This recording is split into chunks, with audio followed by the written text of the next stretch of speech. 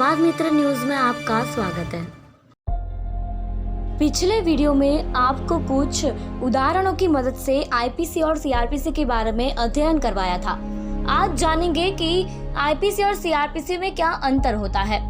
कानून के दो हिस्से या सेगमेंट में बांटा गया है। मौलिक विधि यानी कि सब्सटैंटिव लॉ, प्रक्रिया विधि यानी कि प्रोसीजर लॉ। मौलिक विधि और प्रक्रिया विधि को फिर से बांटा गया है सिविल कानून और दांडिक कानून। उर्दू में सिविल कानून को दीवानी विधि और दांडिक कानून को फौजदारी विधि कहा जाता है। आईपीसी मौलिक विधि है और सीआरपीसी प्रक्रिया विधि है। आईपीसी और सीआरपीसी कानून क्या कहते हैं? आईपीसी अपराध की परिभाषा करती है और दंड का प्रावधान बताती है, यानी it defines offence and provides punishment for it. यहाँ विभिन्न अपराधों और उनकी सजा को सूचीबद्ध करता है। वही सीआरपीसी आपराधिक मामले के लिए किए गए प्रक्रियाओं के बारे में बताता है। इसका उद्देश्य आपराधिक प्रक्रिया से संबंधित कानून को मजबूत करना है। क्या आप जानते हैं कि अपराध क्या होता है? आइए इसको उदाहरण से समझते हैं। मान लीजिए सड़क पर 5 लोगों ने किसी आदमी को रोका और डरा धमका के उससे घड़ी, पैसे और चैन इत्यादि सामान ले लिया और अखबार में खबर छपती है कि 5 लोगों ने एक आदमी को सरेआम लूटा। तो क्या ये लूट है? इसी प्रकार एक और उदाहरण देखिए। 2 लोग किसी भी बैंक में रात में घुसते हैं और 2 करोड़ रुपए ताला तोड़कर निकाल लेते हैं और अखबार में छपता है कि 2 लोगों ने बैंक में डकैती डाली। तो क्या ये डकैती है? हम आपको बता दें कि ये दोनों खबर गलत छपी है। न तो वह लूट थी और न डकैती। अब ये जानने के लिए कि फिर ये कौन से अपराध हुए, इसके लिए आईपीसी में दिए गए अध्यायों और अध्ययन करना होगा।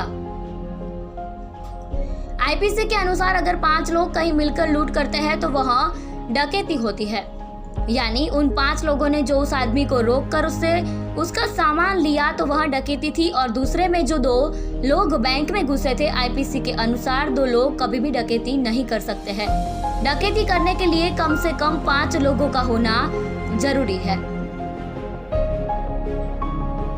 किसी को डराना और धमकाना ये डकैती के दौरान किया जाता है। बैंक में 2 लोगों ने रात में पैसे निकाल, इसके लिए उन्होंने किसी को न तो डराया और ना ही धमकाया, इसलिए ये डकैती ना हो के चोरी है।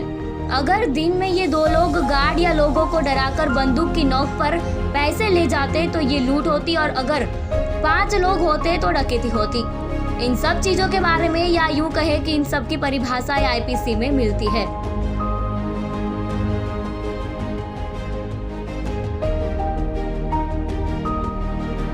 अगर कोई चोरी करता है तो आईपीसी के सेक्शन 379 के तहत 3 साल का कारावास और जुर्माना हो सकता है। लेकिन अगर किसी घर में या बिल्डिंग में या किसी परिसर में चोरी है तो आईपीसी की धारा 380 के तहत 7 साल का कारावास हो सकता है।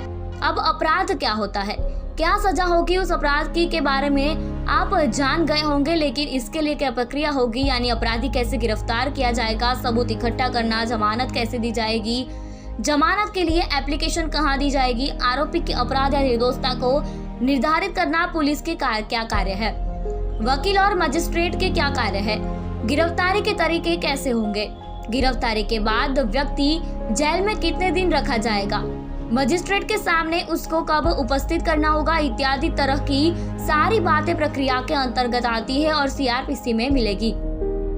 संक्षेप में यह जांच, परीक्षण, जमानत, पूछताछ, गिरफ्तारी आदि के लिए सीआरपीसी पूरी प्रक्रिया का वर्णन करता है। तो अब आपको ज्ञात हो गया होगा कि आईपीसी आपराधिक अपराध को दंड के साथ परिभाषित करता है और सीआरपीसी सिविल प्रक्रिया संहिता, भारत साक्ष्य अधिनियम आदि प्रक्रिया विधि है। इसमें कोई संदेह नहीं है कि आपराधिक कानून प्रक्रिया प्राथमिक आपराधिक कानून के लिए एक मानार्थ कानून है।